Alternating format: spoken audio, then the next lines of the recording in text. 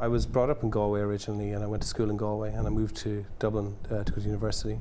So I started my career, I suppose, went to the UK first and then came back to Dublin. And then in 2002, I moved to the UK again with O2, and I headed up their sales and marketing HR functions over there, which is about 2,500 people. In 2003, then my mum got quite ill, so we wanted to move back to Ireland.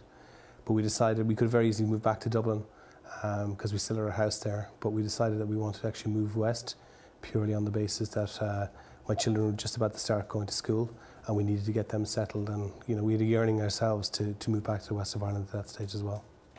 I suppose with technology the way it's gone, it didn't really matter where in Ireland I was actually going to live and work on the basis of the ideas and the plans that we had. The reason the west of Ireland specifically was because it was one of the better places, I think, to bring up children.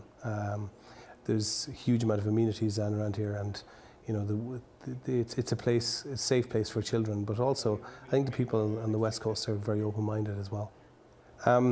The impact on my work was quite interesting. I came back, I suppose, looking for a classic HR job, but realised that I'd walked away probably from a very, very good environment to work in.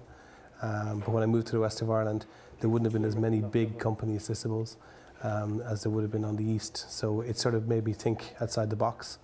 And that's why I ended up setting up initially HR Interventions. But then realised very, very quickly that what sort of interests me was building something, being at a company or helping to build other companies. So we started to look to diversify away from HR and get involved in more business networking and providing companies, I suppose, with solutions that were helping their businesses.